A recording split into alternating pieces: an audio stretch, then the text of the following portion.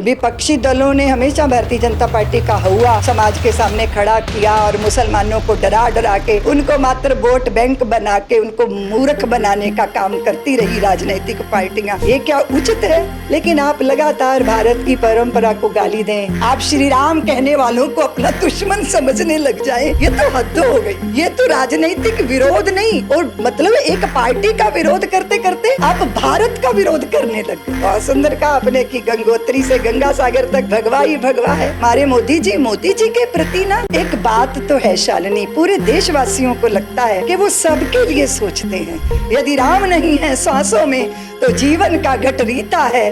नरनार श्री पुरुषोत्तम का हम मंदिर भव्य बनाएंगे, सौगंध राम की खाते हैं मंदिर वहीं बनाएंगे। बहुत साल पहले ये कहा था कि लोकसभा बासंती चोला पहन के जिस दिन आएगी, गली गली मेरे भारत की वृंदावन बन जाएगी। भारतीय जनता पार्टी बंगाल के अंदर जीत रही है अभी, लेकिन हिंदू समाज का उत्पीड़न, उसकी उपेक्षा, उसका दमन भारत के अंदर आज़ादी के इतने सालों बाद भी ये हृदय को पीड़ा देता है। क्योंकि हिंदू समाज, सनातनी जगत वो जगत है जिसने जड़ जंगम सबका ख्याल रखा, जिसने चींटी में भी ब्रह्मा पर्यंत आब्रह्म कीट जननी, यानी अगर नन्ही चींटी को देख लिया, ब्रह्मा जी को देख लिया, उसमें जगदम्बा का ही दर्शन किया। ऐसी दृष्टि रखने वाला समाज जो कभी भी किसी की विचारधारा, किसी की अपने विश्वास, उनकी अपनी मान्यताएं, उसमें हस्तक्षेप नहीं करता, और ये सब देख के उसको वो है भी नहीं समझता, उसको उपेक्षणीय नहीं समझता।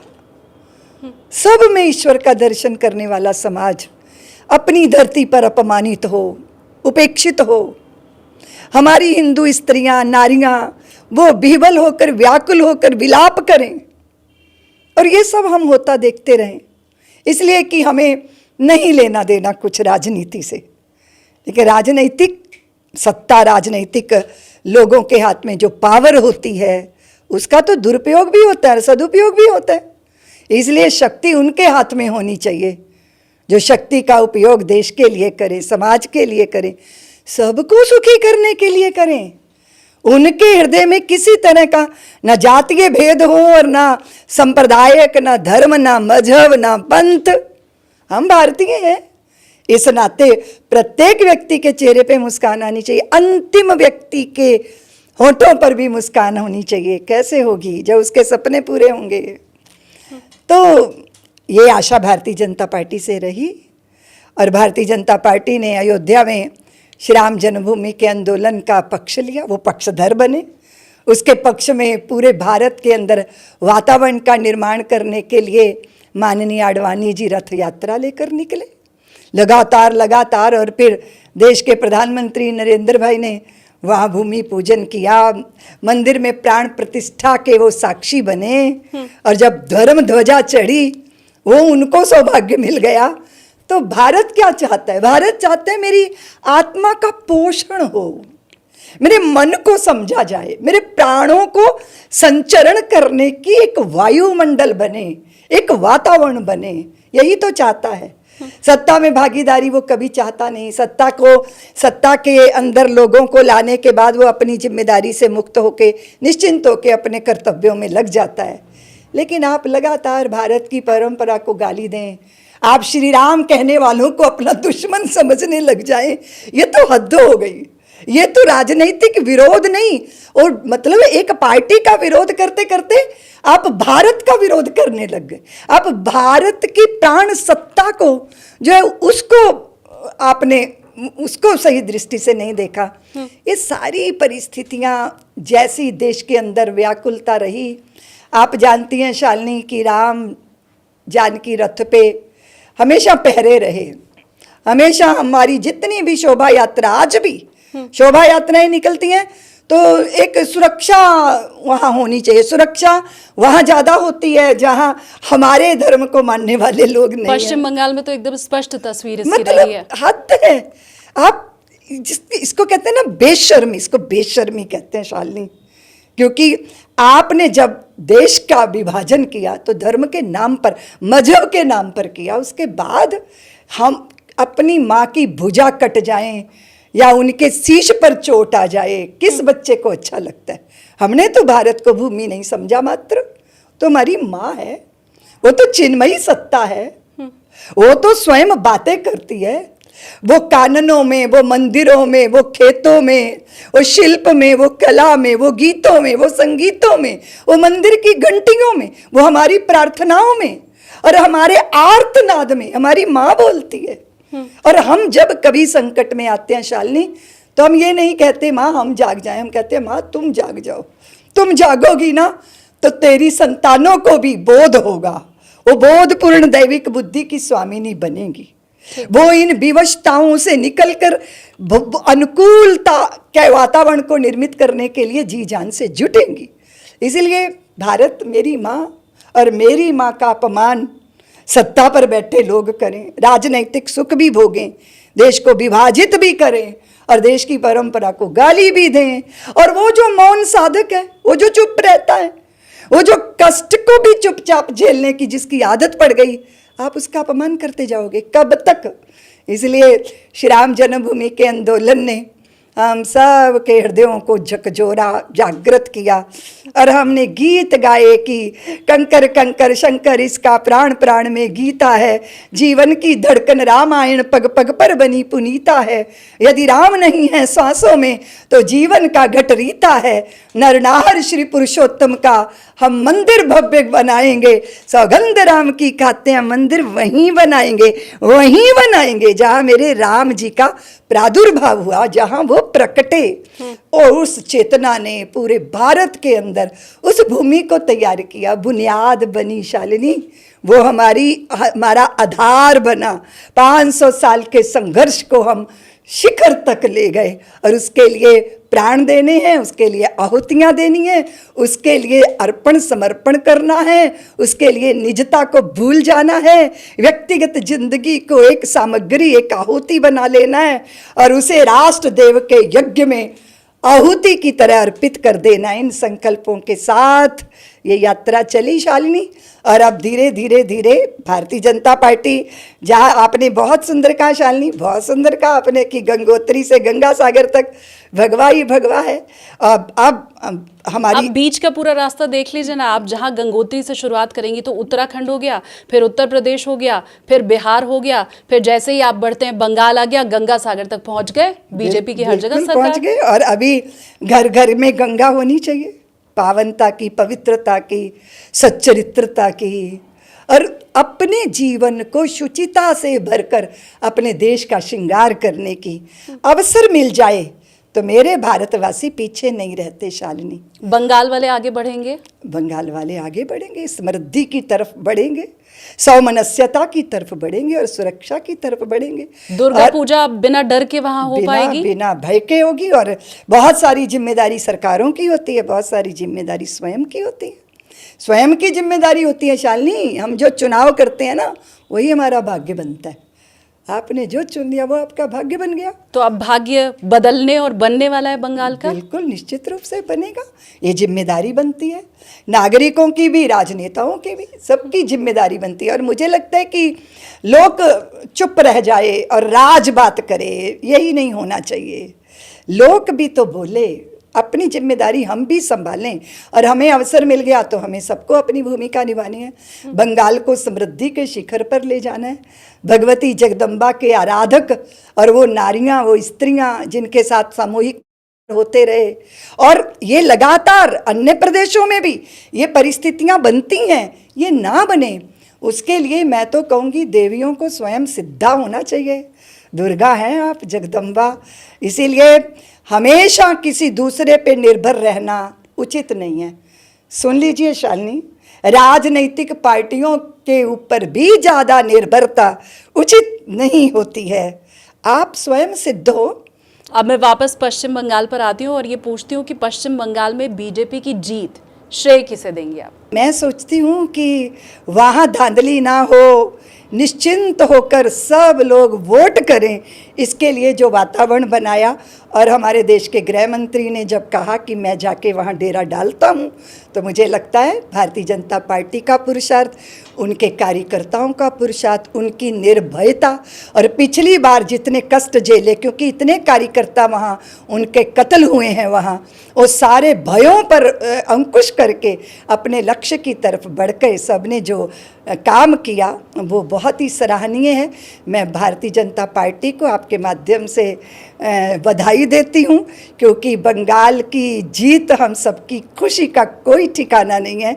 क्योंकि हमने गौ माताओं का, हमने स्त्रियों का, बच्चों का, तरुणों का, असहायों का जितना उत्पीड़न देखा है, हृदय रोता रहा है, आंखें आंसू बहाती थीं, पर उसमें पानी नहीं था शालिनी, रक्त के आंसू बहाए हैं।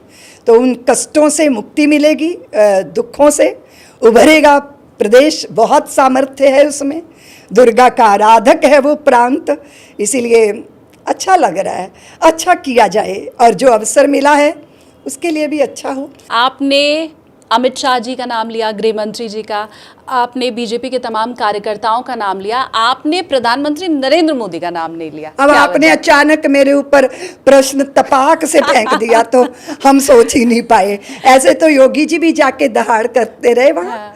और हमारे मोदी जी के प्रति ना एक बात तो है शालिनी, पूरे देशवासियों को लगता है कि वो सबके लिए सोचते हैं, और ये नरेंद्र भाई के प्रति एक विश्वास, एक भरोसा है। दूसरी बात मैं ये भी कहूँगी कि बंगाल की स्त्रियां हों या भारत की स्त्रियां, तो उन्होंने देखा तो है कि एक तो व्यक्ति आया जो राजनीति में भी हमारी भागीदारी निश्चित करने के प्रयत्न कर रहा है। तो स्त्रियों के लिए उनकी आंखें धुएं वाले चूल्हे से ना जलें, फिक्र की उन्होंने, फिक्र की उनको कि अगर किसी भी मजहब के अंदर स्त्री के प्रति ये व्यवहार है कि 3 बार तलाक कह दोगे तो उसका जीवन निराधार हो जाएगा, उसकी भी उन्होंने फिक्र की। और अभी जो राजनीति में, क्योंकि पार्लियामेंट बहुत खूबसूरत होगी जब 33% स्त्री, क्योंकि स्त्री जो होती है संवेदनशील होती है, करुणा होता है, उसमें प्रेम होता है, और वो झपटना नहीं जानती, वो देना जानती है शालिनी, के जीवन भर का सुवर्ण देकर भी करता मन दे दूं कुछ और अभी। भक्ति भाव अर्जन लो, शक्ति साध सर्जन लो, अर्पित है अंतर मन अहम का विसर्जन लो, स्वप्न ले लो, जागरण ले लो, चिर संचित श्रम साधन देकर भी करता मन दे दूं कुछ और अभी। ऐसी देने वाली, भरने वाली, पूर्ण करने वाली, अधूरी चेतना को पूर्णता के शिखर पे पहुंचाने वाली देवियां, उनके हाथ में नेतृत्व होगा तो देश बहुत सुंदर, अच्छी व्यवस्था, संवेदनशील व्यवस्था का साक्षी बनेगा, ऐसा मुझे लगता है। और देश के प्रधानमंत्री जी ने इसका प्रयास किया और ये वो करेंगे, जरूर करेंगे, इसीलिए उनको तो बहुत उम्मीद है आपको। बिल्कुल बिल्कुल। आपने कहा स्त्रियां लेने वाली नहीं होती हैं, देने वाली होती हैं। आपने कहा स्त्रियां जब प्रतिनिधित्व करेंगी तो देश की तस्वीर अलग होगी। आपने कहा स्त्रियां ममता भी होती हैं, शांत भी होती हैं।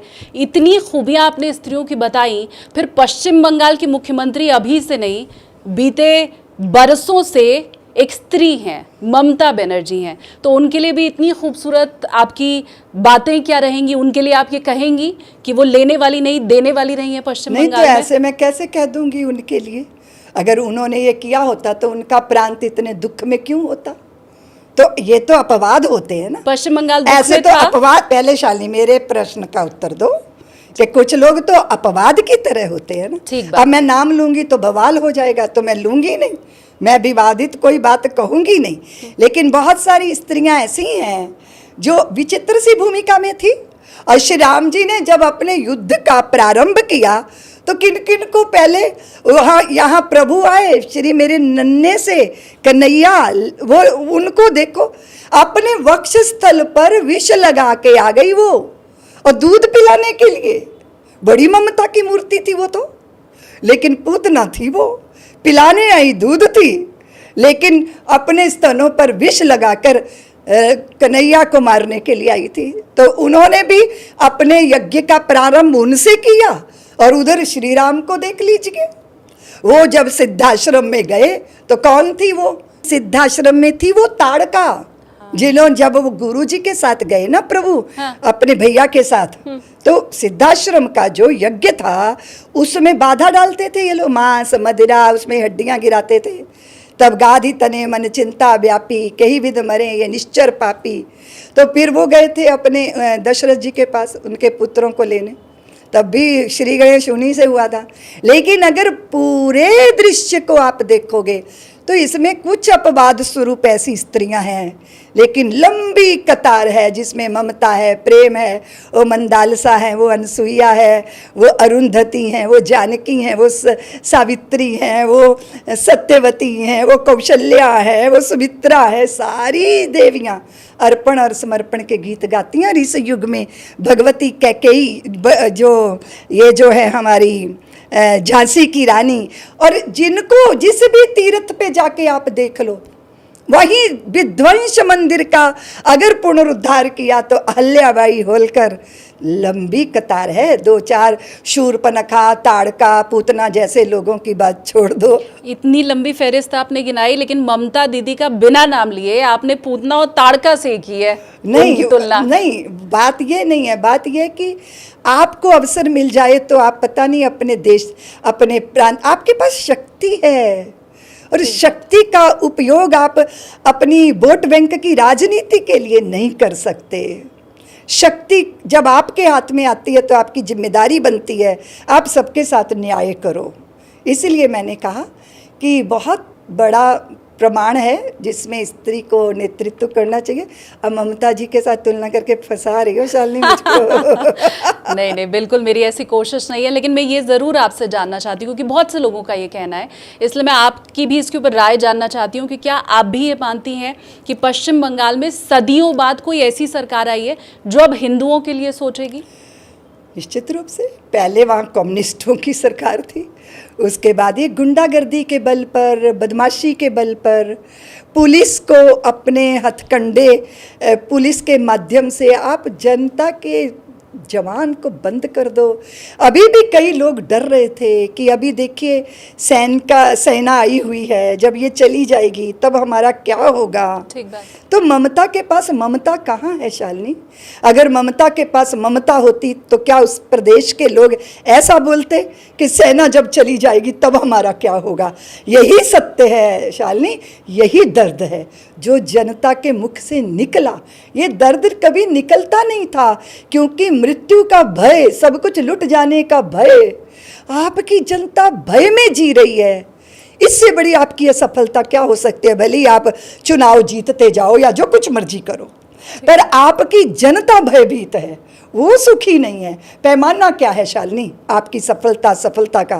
कि एन केन प्रकार एन जीत जाना, या सत्ता पे कब्जा बनाए रखना, या फिर आपकी सफलता का एक ये पैमाना कि आपकी आधी रात में भी आपकी पुत्री आपकी सड़क पर सुरक्षित अनुभव करती है।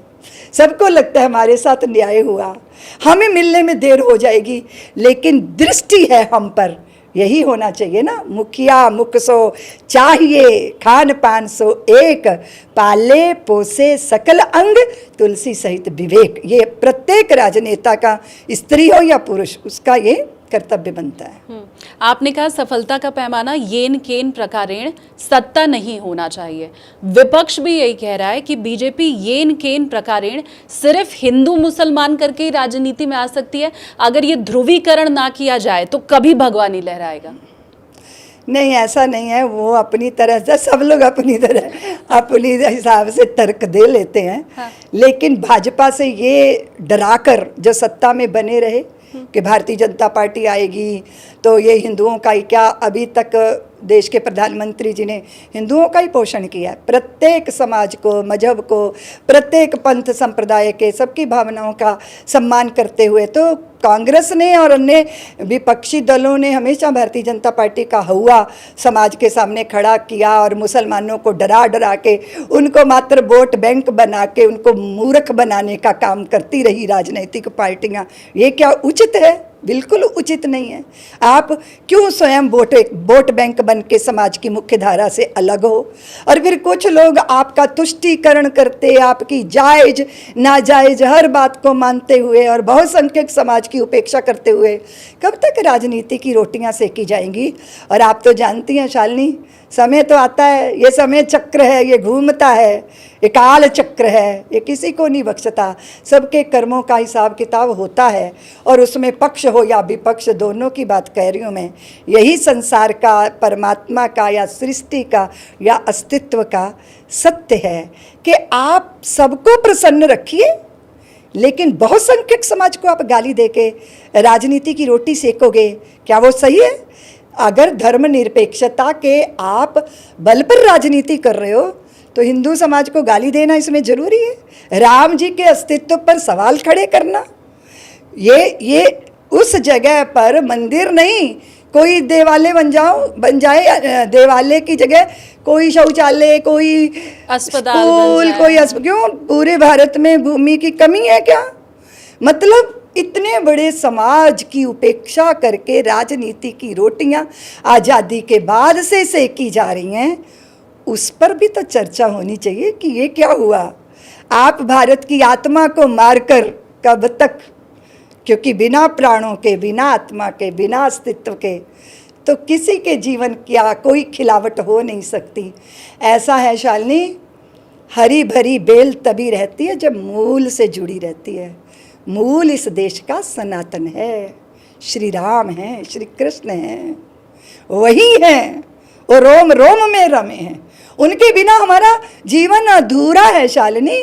बिना राम के आदर्शों का चरमोत्कर्ष कहाँ है, और बिना राम के भारत भर में भारतवर्ष कहाँ है। आप राम को गाली दे रहे, आप हमारी परंपरा को गाली दे रहे, और आप पनपते जा रहे हैं। कब तक कुकुरमुत्तों की तरह? कब तक आप सबको धोखा देंगे, छल करेंगे? कब तक आप भारत की आत्मा का दमन करके इस शरीर के पोषण करने का दम्भ भरेंगे?